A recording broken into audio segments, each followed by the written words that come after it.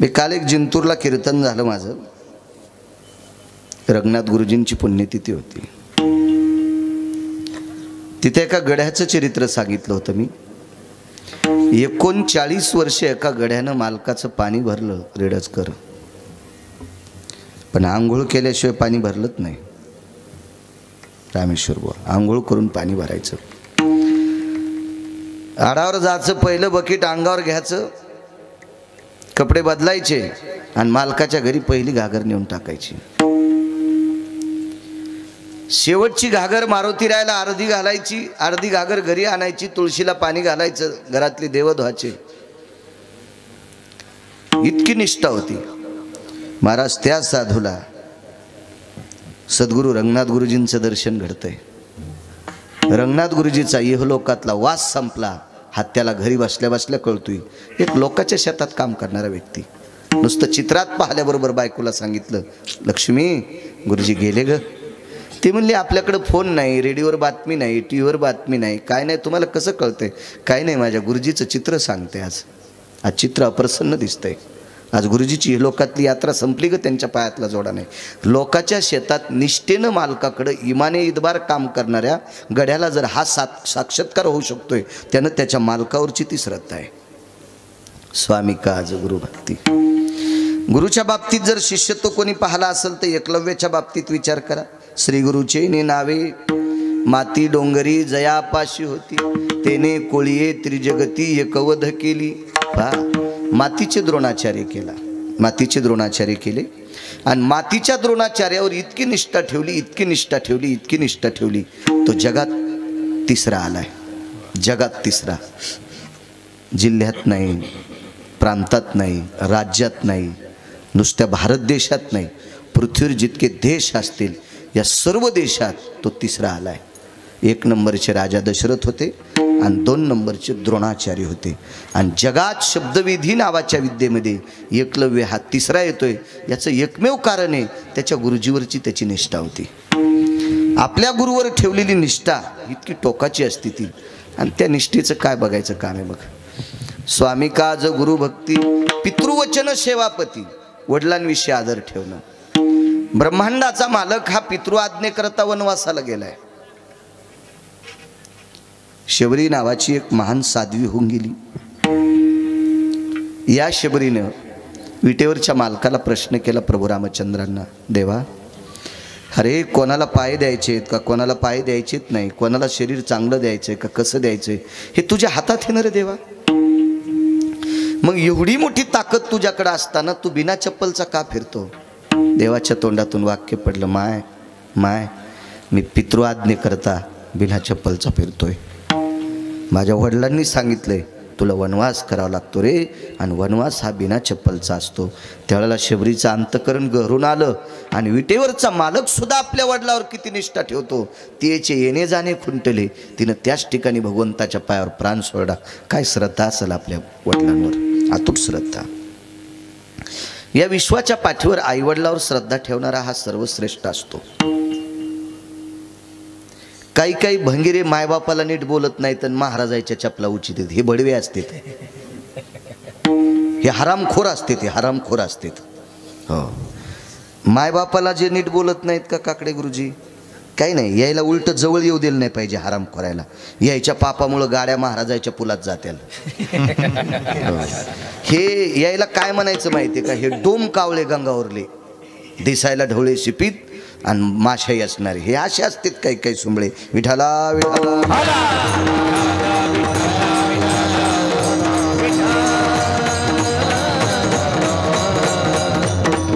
विश्वामध्ये आई वडिलांसारखी सेवा जगात कोणतीच सेवा नाही. फार उत्तम सेवा आहे ती आई वडिलांची सेवा. मी नेहमी सांगत असतो, देहूतले मालक 2 व्यक्तीला नमस्कार करतात. देहूतले मालक म्हणजे तुकोबर आहे. 2 लोकांना नमस्कार करतात.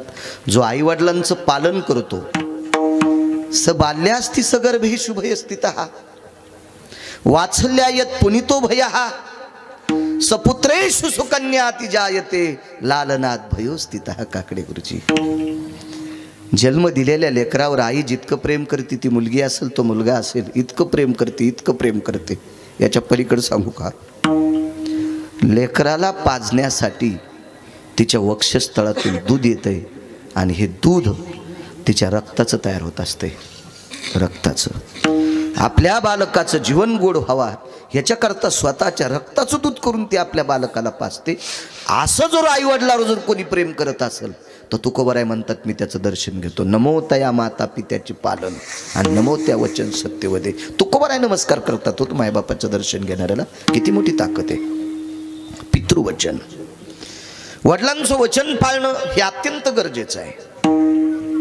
कितीतरी पुरावे तुम्हाला पुराणातले सांगता येईल, मला मर्यादित वेळ असतो, नंतर लोकांना प्रसाद घ्यायचा, प्रत्येकाला दूर जायचं आपोआपल्या घरी, एक मर्यादा आहे, नियम दिलेला आहे, चौकट आहे, तेवढ्या वेळात आपल्याला बोलायचं।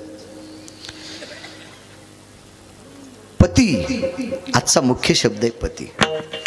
अभंगातला पती शब्द मुख्य हे म्हणण्याची माझी लायकी नाही शिवाजी गुरुजी, पण आजची मकर संक्रांती याच्याकरता आज पती हा शब्द सौभाग्यवती स्त्रीच्या जीवनातला हा सात्विक तात्विक सदाचारी रोजच, पण आजच्या दिवशी विशेष महत्व आहे, अनन्यसाधारण महत्व आहे। सेवा पती, पतीच्या सेवेची पुण्याई किती मोठी आहे।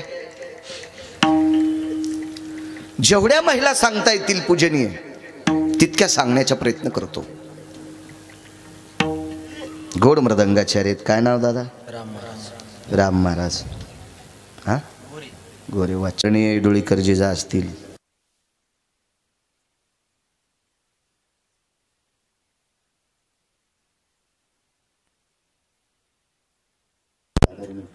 विठ्ठल महाराज असतील, घनश्याम महाराज असतील, भाऊसाहेब दादा असतील, नामदेव महाराज असतील, हिरामंजी असतील आणि गणेश महाराज असतील। आपल्या परिसराला लाभलेलं गायन क्षेत्रातलं सात्विक तात्विक, मला आनंद वाटला गेल्या वर्षी मी सुद्धा काकडे गुरुजी आले। काय होतं माहिती आहे का, एक मनानं निर्मळ असलेली माणसं, स्वच्छ अंतकरणाची माणसं।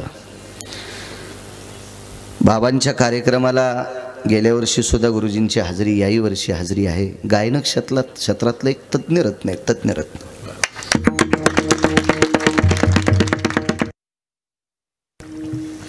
मी तसा रगील माणूस आहे। जगात जर्मनी, भारतात परभणी, परभणीत गिरगाव थोडंसं चरबट आहे, इथलं मी एक भूत आहे। नाईलाजानं एखाद्याची स्तुती करावं लागत असेल, ती स्तुती केल्यावर मलाही मळमळ होते, पण नाईलाजानं करावं लागते। गायन कशाला म्हणतात, माझ्या निळोबारायची कुकुक्ती आहे।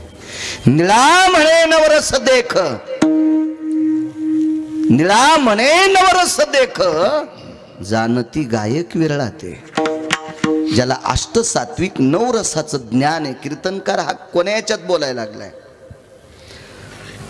अभंगाच्या कडव्याचा अर्थ कसा भाव सांगायला आहे, आणि मग त्याला सोडेलं ते प्रमाण, ते कुठल्या स्वरात म्हणावं असं काही ठराविक लोकांना कळतं। त्याच्यापैकी आदरणीय पूजनीय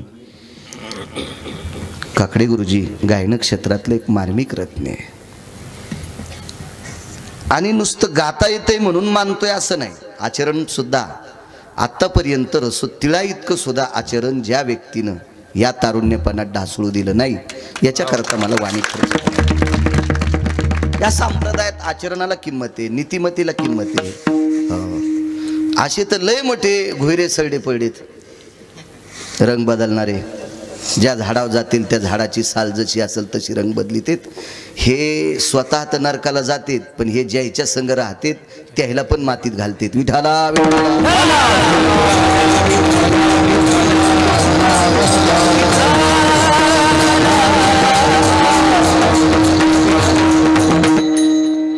गुरुजी धन्यवाद।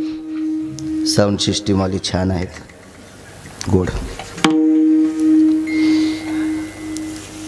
पतीची सेवा, तुकोबरायच्या जीवनात 2 धर्मपत्न्या, 2 बायका, 2 एक धर्मपत्नी का आजाराने जात राहिल्या, काही पुरावे पाहिल्याच्या नंतर असं वाटतं अन्न अन्न करता, एक पत्नी तुकोबरायची अन्न अन्न करता गेलत्या। एक असा विचार येतोय, तुकोबासारखा श्रीमंत कोणीच नाही आणि तुकोबारासारखी गरिबी सुद्धा कोणी भोगली नाही. किती श्रीमंत तुकोबार आहे. विश्व ज्याच्या ताब्यात येतो मनानं त्यांच्याकडे येत होता. पाहुणे घराशी आजी आले ऋषिकेशी, काय करू उपचार कोप मोडकी जरजर.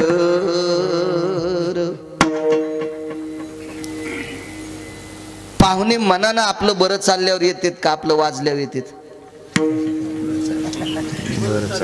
बरं चालल्यावर.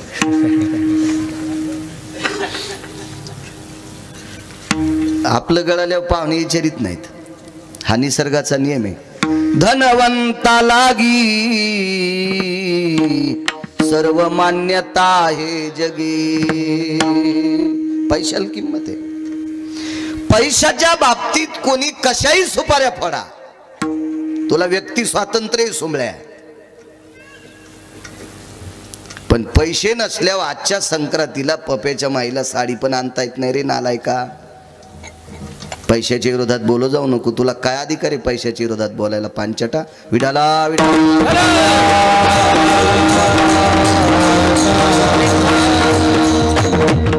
काहीला काल परवा महाराजांच्या संग राहणारे पण काही काही लोक इतके शहाणे झाले की ते स्वतः तुकाराम महाराजच समजिते.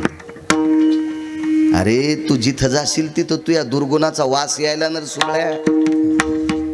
समाजाला जर काकडे गुरुजी असे संदेश दिले तर उद्या तरुण निष्क्रिय होतील.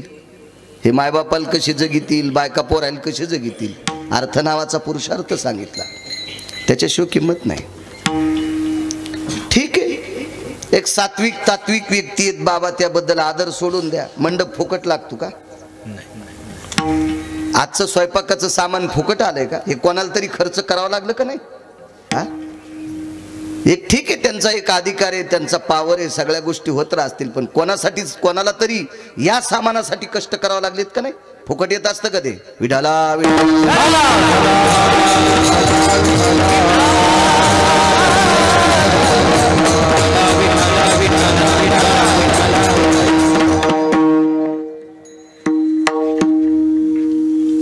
काही काही एक सूत्रीतून तुन वाजित. हो, असे भेटतेत ना आम्हाला काही काही. असत्यात काही काही, किती नांगरलं तरी काही काश्या जातच नाहीत. लय चरबट काश्या असतात, तशा काही काश्या असतात ना इकडे. हो, मेंढ्याच्या तावडीत गवसल्यावर त्या बी जळत आता. इठाला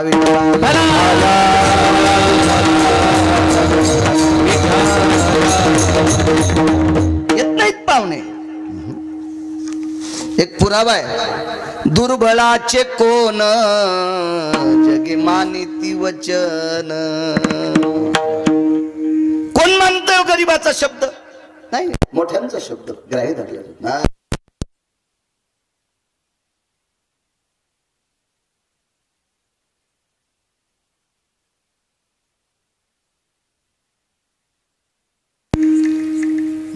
पाटाभर पाळी राहिली घ्यायची. गड्याचा निरोप आला. महाराज पाटाभर पाळी राहिली आणि ते रान जरा लांब होतं, 2-3 किलोमीटर. तितक्यासाठी उद्या कसं जावं? शेजारी आऊत देईल का आपल्याला? शेजारी मोठा माणूस होता. बघ बुवा ये जाऊन. हे गेलं यान म्हणावून मी बाळू महाराजाचा गडी आहे. हे म्हणलं आपल्याला आऊत पाहिजे.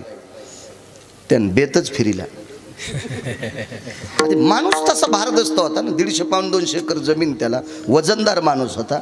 आता त्याला काय होय म्हणे. ते म्हणे काय वा, मी आऊत मागितलं तर बेतच फिरिला. काय म्हणले तुम्ही? काय नाही म्हणले, मला आऊत द्या. येडा आहेस का काय? म्हणे जोगवा मागायला गेलता काय तू? हा, अहो त्या माणसाची शेतीवर निष्ठा किती आहे, त्याची बैलावर निष्ठा किती, त्याच्या आवतावर निष्ठा किती. तू तर असं ये ठणगुंडाळी, तू म्हणलं गाईचा जार पाळड्यावानी. हो, ये ठणगुंडाळता येतं का काही बी नाकल्याला? जसा जार तरी हिशोबात पडू तू गाईचा. येठण असा कासरा गुंडाळावा, असं येठण गुंडाळावा.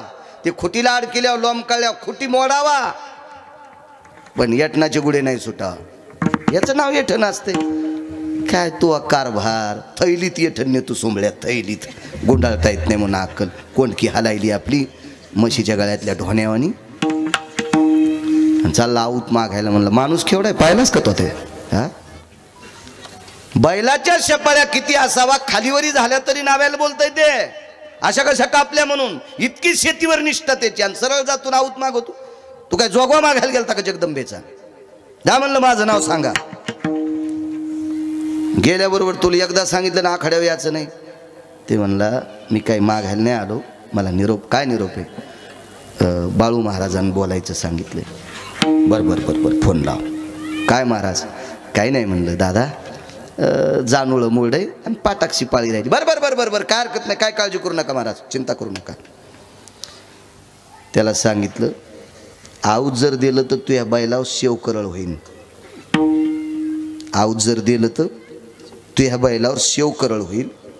म्हणून आऊत माझंच, बैल माझेच, आणि आमचे बैल तुला मेळ बसायचा नाही, गडी महाच.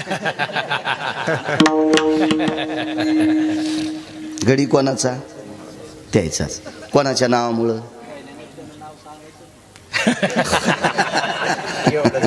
नाही, त्याला तितकं कळाल्यावर ते तहसीलदार झाला असतं ना.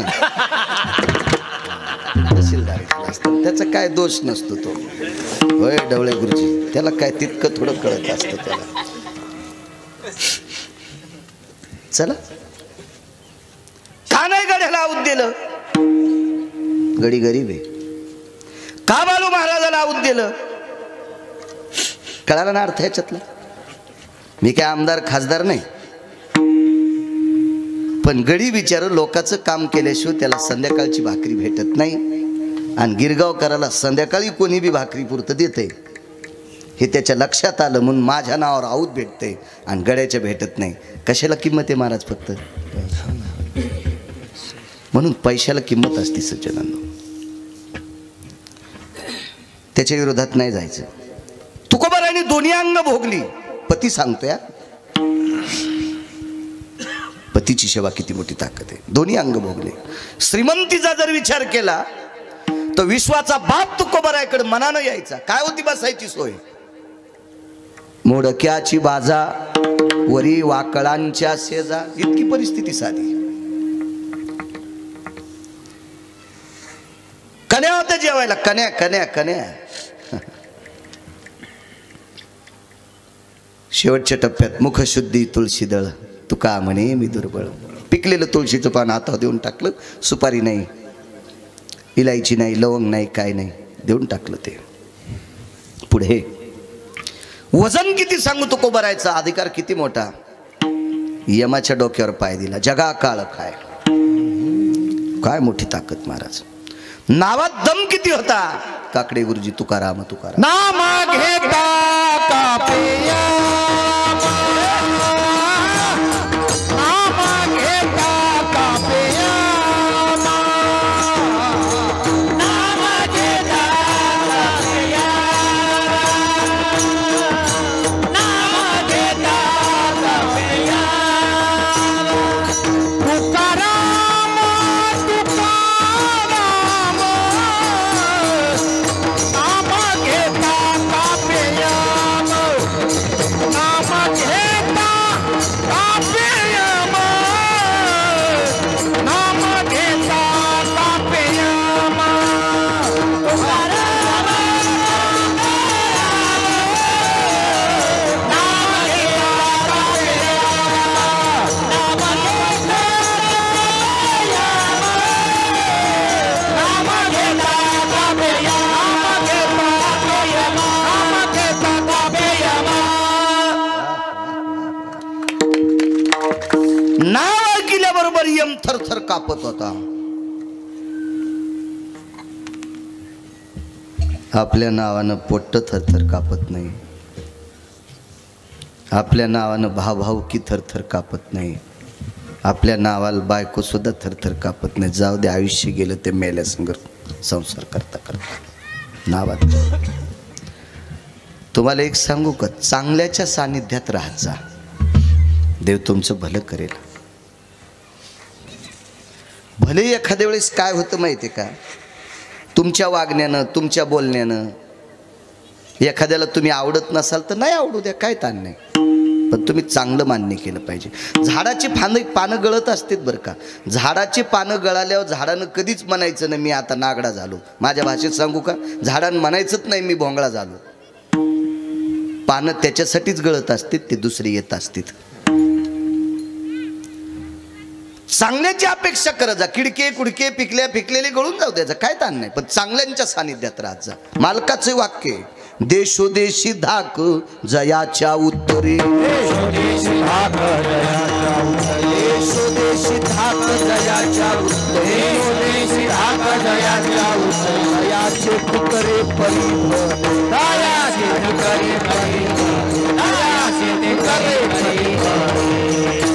देशोदेशी धाक जयाच्या उत्तरे. तयाचे कुतरे परिभले. ज्याच्या आवाज म्हणजे स्वरात नाही, ज्याच्या शब्दात ताकद आहे त्याचं कुत्र झालेलं परवडतंय. देशोदेशी धाक जयाच्या उत्तरे. तयाचे कुतरे परिभले. त्याचं कुत्र व्हायला परवडतंय. हरामखोराचा मालक पण नकोय. विठाला विठाला.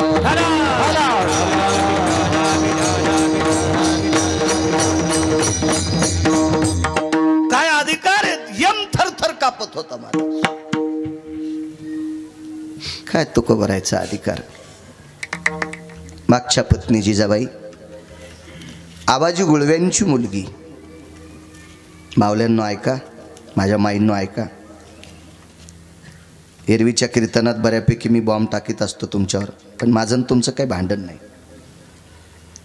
मी ज्ञानोबाराय तुकोबारायचा पायी की तुम्ही चांगलं वागावा. या देशातली संस्कृती तुमच्या हातात आहे. बाप हा जास्त वेळ मुलाला देऊ शकत नाही, आई जास्त देऊ शकते, म्हणून मुलांना संस्कार करणं तुमच्या हातात आहे. याच्याकरता तुम्ही नीट राहणं अत्यंत गरजेचं आहे. मी लोकाला जरी उपदेश करत असेल, पण माझ्या मुलाला संस्कार लावणं, माझ्यापेक्षा माझी जास्त पत्नी जास्त त्याला वेळ देते. तिचं काम आहे. अरे तुमचे बाबा कीर्तनकार आहेत रे, बऱ्यापैकी महाराष्ट्रात फिरतेत रे, पोरांनो तुम्ही चांगलं वागा, हे तिचं काम आहे. तिचं काम आहे. ती जास्त वेळ देऊ शकते ना, तसं तुम्ही जास्त वेळ देऊ शकता. याच्याकरता या देशाची पवित्र स्त्री सात्विक सदाचारी आणि विचारावर आरूढ असणं अत्यंत गरजेचं आहे. रयतीचे राजा छत्रपती शिवाजी महाराज घडले तुमच्यातल्या एका माऊलीमुळे घडले. परवाला 12 तारखेला राष्ट्रमाता जिजाऊ आईसाहेबांचा जन्मोत्सव झाला. त्या माऊलीनं छत्रपतींना घडवलं. काय मोठी व्याप्ती असेल त्या आईसाहेबांची. किती मोठे अधिकारी आहात तुम्ही. आबाजी गुळव्यांची कन्या, फार श्रीमंताची मुलगी जिजाबाई, फार श्रीमंताची. डवळे सर फार श्रीमंताची. एवढा श्रीमंत आणि तो श्रीमंत नुसता पैशानं श्रीमंत नसून काकडे गुरुजी मनानंही श्रीमंत होते. कशी श्रीमंती मनाची. देवदर्शनाहून परत येत असताना रस्त्याच्या कडेला बसलेल्या लोकांना विचारायचं, तात्यासाहेब, नानासाहेब, काकासाहेब, भाऊसाहेब, अण्णासाहेब, गोविंदराव, श्यामराव, चिमाजीराव, निळकंठराव, प्रकाशराव वगैरे वगैरे वगैरे अशी ती नावं घ्यायची. जेवलात का. ज्यांनी ज्यांनी हो म्हणलं तेही लक्षात ठेवायचे आणि जे नाही म्हणले तेही लक्षात ठेवायचे. आणि काही बोलतच नव्हते याचा अर्थ घरीच खाल नव्हतं काही, हेही लक्षात ठेवायचे. आणि घरी येऊन आबाजी गुळवे नावाची त्यांची मुनीम होते. चुकून श्याम काका त्यांची मुनीम होते. चुकून शब्द गेला. श्याम काका नावाची एक व्यक्ती त्यांची मुनीम होते. आणि त्या मुनीमाकडे ती यादी द्यायची आणि सांगायचं एवढ्या एवढ्या लोकांच्या घरी पीठ आणि तांदूळ नेऊन द्या, किंवा काय बेसनाचं पीठ आणि भाकरीचं पीठ नेऊन द्या. आणि श्याम काकानं सांगा मालक ह्या लोकांना पीठ नेऊन दिलं. आणि मग त्यांनी जिजाबाईच्या आईला म्हणा, लक्ष्मी मला आता जेवायला वाढ. गल्लीतले माणसं जेवल्याशिवाय संध्याकाळचं जेवणच करीत नव्हते. याला म्हणायचं श्रीमंत. भारदस्त लोक होती, वजनदार लोक होती. या लोकांचा पुरुषार्थ म्हणजे विटेवरच्या मालकाला सुद्धा हेवा वाटायचा असा पुरुषार्थ होता या लोकांचा. भिकार चोटकार भर कायचा. सणाला बायकोनं येणं पोरायनं लाडू खान माय बाप पलीकडे खोलीत असावा. पुढच्या जन्मात हराम खोरा तुला देव घुस करीन, घुस लोकांचे घरं उकरायला. घुस करीन. घरं तर उकरता येणार नाहीत. आता सिमिटाचे डोंगर उकर.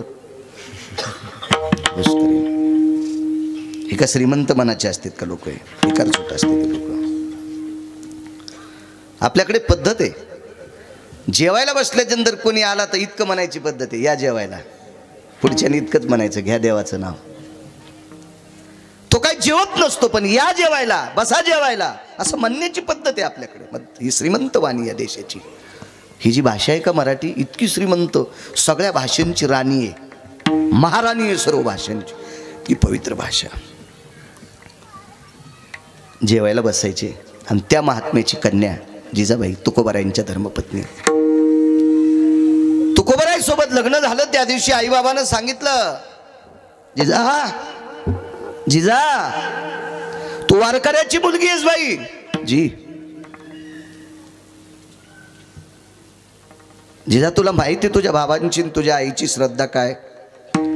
सांगितलं, बाबा तुमची विटेवरच्या मालकावर इतकी श्रद्धा आहे, इतकी श्रद्धा आहे, इतकी श्रद्धा आहे की तुमचं अंतःकरण म्हणजे विटेवरचा मालक आहे.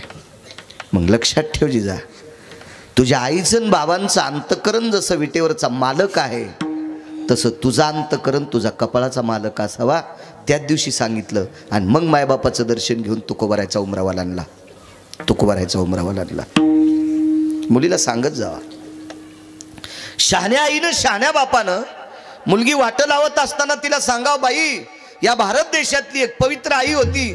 दर्शन घेतल्यावर त्या आईनं पोरीला सांगितलं, बाई तू सासू सासऱ्याच्या घरी गेल्याच्या नंतर तिथल्या लोकायला मायबाप समज, आणि तिथल्या लोकायला मायबाप समजत असताना तुझ्या पोटात ज्या दिवशी पाप येईल त्या दिवशी मायन बाप मेलेला तुला फोन येईल, तुला निरोप येईल.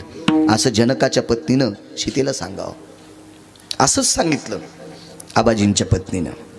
तिथून पुढे तुकोबारायच्या जीवनात प्राप्त झालेली ही धर्मपत्नी इतकी सात्विक, इतकी सात्विक, तो सात्विकपणा मोजण्यासाठी विधात्याकडे तराजू नाही, ब्रह्मदेवाकडे तराजू नाही, एवढी सात्विक माणूस.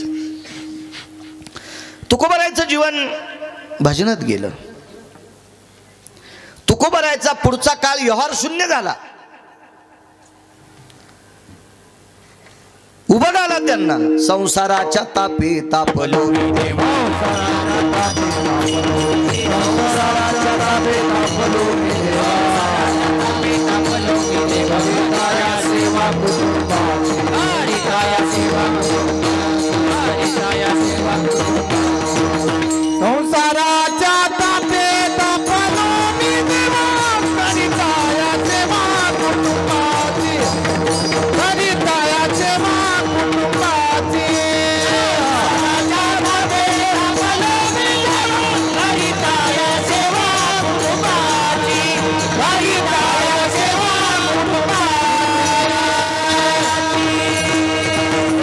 थोडा उद्वेग येऊ लागला संसारात, प्रपंचात थोडासा उद्वेग आला. त्यांच्या लक्षात आला, पण किती करायचं, फलकट तो संसार येथे सार भगवंत, ऐसे जागवितो मना सरिषे जनासहित. किती दिवस करायचं आपण, किती दिवस करायचं नाही. चष्म्याचे काच पुसू पुसून वाटायचे नंबर पाहलाय तरी पोरायकड कारभार द्यायच ना. कौरक कौरक दिसनं तुला, नोट कळलं 10ची कोणती 20ची कोणती. नको म्हणले तुकोबाराय. भजना करता डोंगरावर जायचे, पण डोंगर 3 आहेत. भामचंद्र डोंगर आहे, घोरड्या डोंगर आहे आणि भंडारा डोंगर आहे. पण तुकोबाराय धर्मपत्नीला सांगून जात नव्हते. सेवा पती, पतीची सेवा जात नव्हते सांगून. मग जिजाबाईचा हा एक नियम होता, मालकाने जेवण केल्याशिवाय जिजाबाई पाणी पित नव्हत्या. एक पांचट जिजाबाईच्या बाबतीत गरळ वकलं होतं. हो, तरी पण पांचट लोक त्याला मानतातच. ही लोक कशी असतात माहितीये का, शिदडावानी लोक असतात. इकून धक्का लागला की तिकडं चलत येतं, तिकून धक्का लागला इकडं धक्का. ह्या शिदडायच्या अवलादी, ह्या महांडोळायच्या अवलादी. तुकोबाराय सारख्याची चेष्टा ज्यांनी करावा आणि त्या तुकोबारायची चेष्टा करणाऱ्याला महाराष्ट्रातल्यानं मानावा, यायला कोण्या नरकात टाकावं हे देवाला कळणार नाही. विठाला विठाला.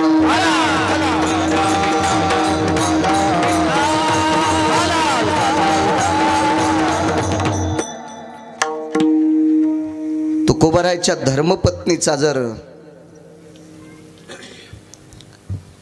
मालकाच्या सेवेचा व्यासंग जर बघायचा असेल तर त्याला अंतकरण डोळे सर त्या योग्यतेचं लागेल. तुकोबारायाच्या पत्नीच्या पायाची माती खावी अशी पंढरपुरातल्या मालकाची इच्छा होती. तिच्या पायाची माती चाटावी अशी पंढरपुरातल्या मालकाची इच्छा होती. पण ती काकडे गुरुजी कशी चाटावा म्हणून काट्याला विनंती केली. काय काट्याची मायवेली हो, तुकोबारायाच्या पत्नीच्या पायात काटा घुसायला काय हिंमत आहे त्या काट्याची. पण काट्याला सांगितलं तुला पायात जावं लागतंय. रडत होता काटा. पण देवाचा आदेश आहे.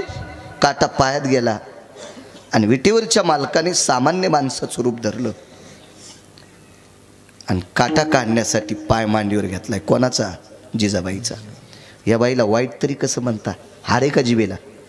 हा, या स्त्रीला वाईट म्हणण्याची पात्रता लायकी आहे का त्याची एखाद्याची? कोणाची? तुकोबारायाची पत्नी कर्कश आहे म्हणण्यासाठी लायकी आहे? हा,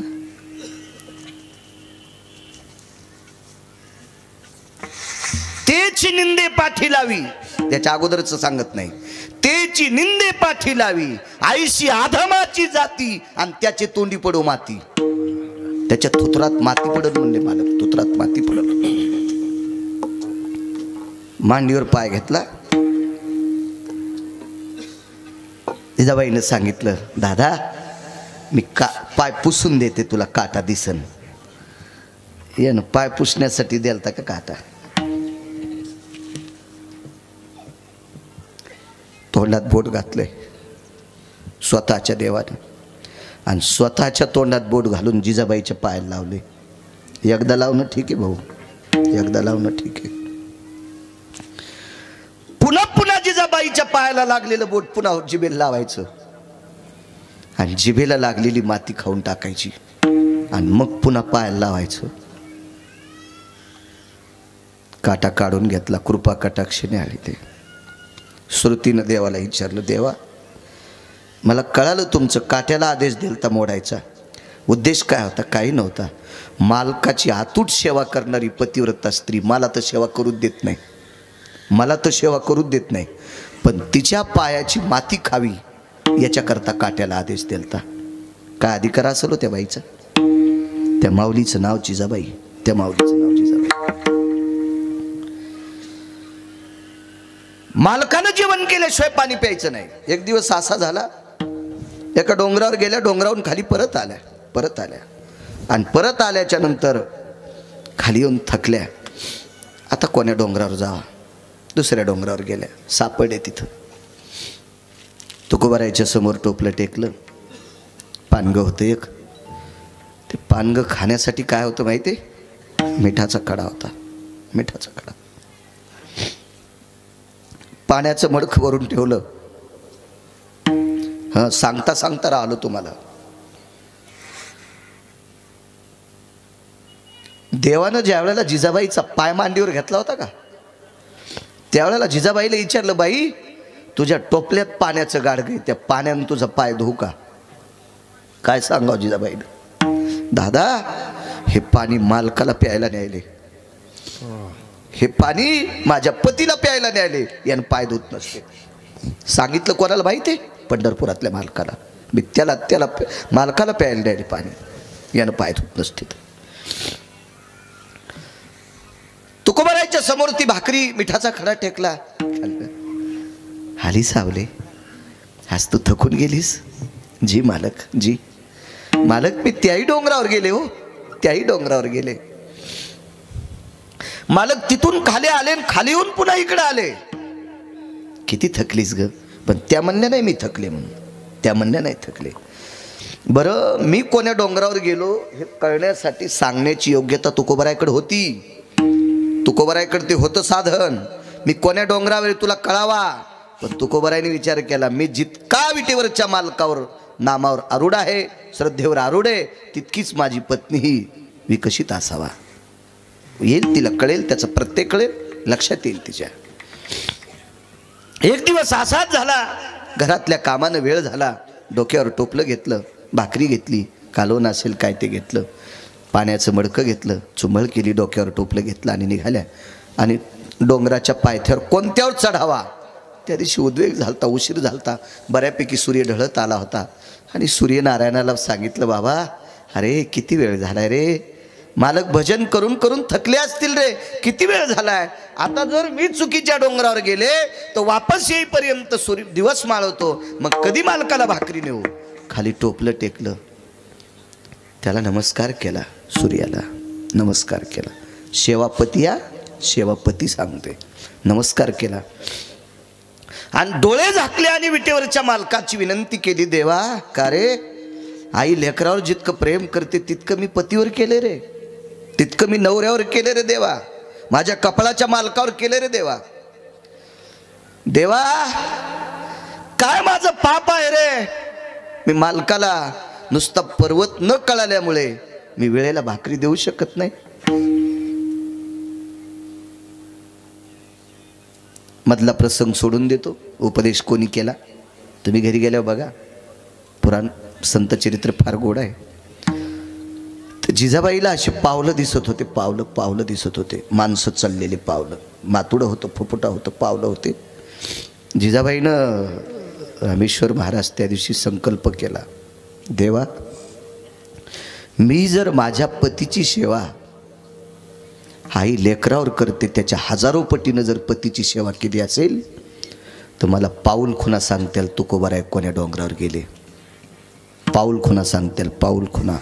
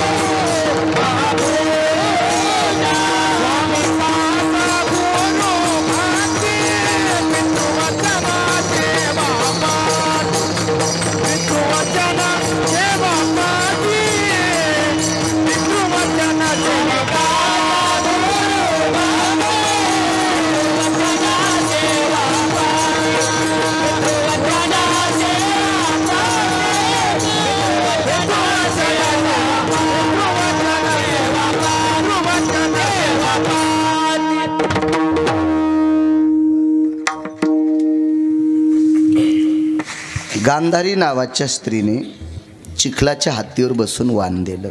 पुन्हा एक पुरावा आहे का, कॅमेऱ्यावाले शटअप झाल्यावर खाली बस हजार. पुन्हा चिखलाच्या हत्तीवर बसली आणि वाण दिलं आपल्या जावाला. गांधारीची जाऊ म्हणजे कुंती आई साहेब. गांधारी काही सामान्य स्त्री नव्हती. गांधारीनं शाप दिल्यावर पंढरपुरातल्या मालकाचे 56 कोटी पोरं दारू पिऊन मेले. साधीबाई होती का ती, तिची देवावरी सत्ता. 56 कोटी पोरं मेले दारू पिऊन. हे माय पोरं मारण्याच्या माग पडतोस. सुदामा माळ्याचं रूप घेऊन माझ्या दुर्योधनाला तो फुलाचा हार कमरेला गुंडाळलास. एक वाचणार नाही, तो नाहीच वाचलं. वज्र सोडून द्याला तो वाचलाच नाही. वज्र फक्त एका भजण्याचा प्रसाद खाल्ला म्हणून वाचला. त्या भजण्याचं नाव होतं सुदामदेव. बाकी चट मेले. मग देवाचे पोरं मरावे इतकी तिच्या वाणीत ताकद आहे. ती बाई साधी असती का? काय पातिव्रत्य पण तिचं. पण कुंतीला फार चोंबाळायचं आणि गांधारीला चटके मारायचे, हे कीर्तनकाराची चूक आहे. गांधारी फार अधिकारी होती. गांधारीने विश्व पाहिलंच नाही काकडे गुरुजी. तिला डोळे होते हो, चांगले डोळे होते. डोळे झाकल्यामुळे एका ठिकाणी मीही गांधारीला वाईट म्हणतोय, कारण मुलांच्या चुका तिला कळाल्या नाही. पण एरवी तिची मालकावर इतकी श्रद्धा होती की तिने विचार केला, आपल्या नवऱ्याला विश्व दिसत नाही, आपण कशाला जग पाहायचं. याच्यावरून असं लक्षात येईल, नवरा जर साध्या परिस्थितीत असेल तर बायकोनं नटण्यासाठी त्याला बेजार करणं मला तरी वाटत नाही स्त्रीचं लक्षण असेल. आयुष्यभर नवरा काम करीत असेल, आयुष्यभर, आणि तरी संसाराची जुळवाजुळी होत नसेल, आणि तरीही अलंकारासाठी जर त्याला भांडत असेल तर ही बाई नाही, ही गांधारीच्या तत्वात बसत नाही. तुला काय लायकी आहे गांधारीचा वंश द्यायची? गांधारीच्या वंशाचं वाण द्यायचा अधिकार काय तुला? काय पात्रता आहे का? योग्यता आहे का? अधिकार नाही. महाराज 1425 गडी होते नागठणच्या अण्णा, 1425 गडी जिच्या बापाला, आणि तिने एका लुगड्यावर संसार करावा नवऱ्याचा, एका लुगड्यावर 1425 गडी. चांदीच्या बुटक्यात दूध पेत होते मालकाची, तर चांदीच्या बुटक्यात. पण एक बी दिवस तुकोबारायचं गारानं केलं नाही. कशासाठी ऐकायच्या त्या गोष्टी? एका क्षुल्लक गोष्टीसाठी बाईनं पेटून घ्यावा, एका क्षुल्लक गोष्टीसाठी बाईनं आत्महत्या करावा, एका क्षुल्लक गोष्टीसाठी बाईनं फाशी घ्यावा, विहिरीत उडी टाकावा, औषध घ्यावा, एका क्षुल्लक गोष्टीसाठी. बघा या लोकांचे प्रपंच बघा काय अवस्थेतले होते. संसारात पत्नी ही सात्विक भेटली पाहिजे.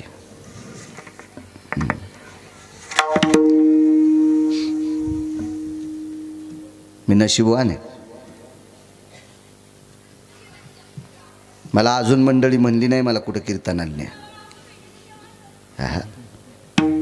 मी म्हणलं काही जा, काय नाही, तुमचे कपडे धुण्यातच सगळे.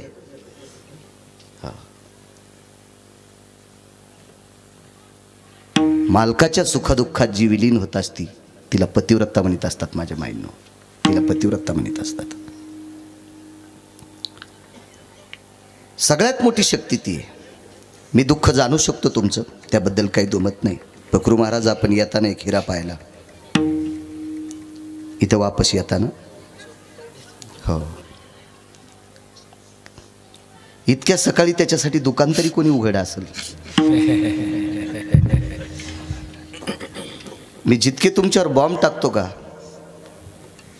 अंतकरणाची शपथ घेऊन सांगतो, पतिव्रता स्त्रीला तितकाच मानतो, तितकाच मानतो.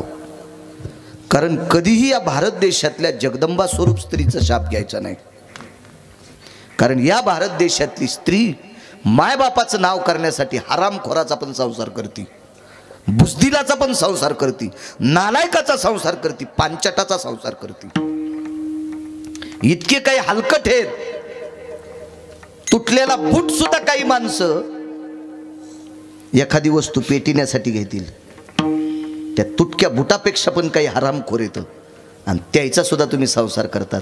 तुम्ही सामान्य नाहीत माझ्या माईंनो. तुम्हाला प्रणाम, तुमच्या चपला सगट तुम्हाला नमस्कार करतो, तुमच्या चरणी साष्टांग. काय लायकी आहे काही काहीची? अहो काही माणसं कपडे घालतेत म्हणून हलकट माणसं येतं, त्यांना माणसं म्हणावं लागते. ते नालीतल्या डुकरा इतके पण लायकीचे नाहीत. ते भडवे विठाला विठाला.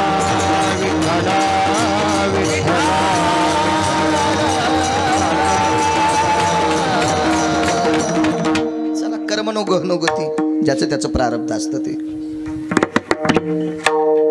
यालाही आपला दोष समजून चलत राहायचं, त्याला विलास नाही. योग असा आला, गांधारी सात्विक तात्विक, पण मुलांनी एके दिवशी चिखल आणला, हत्ती केला, त्या हत्तीवर बसली आणि कुंतीला वाण दिलं. पुढच्या वर्षी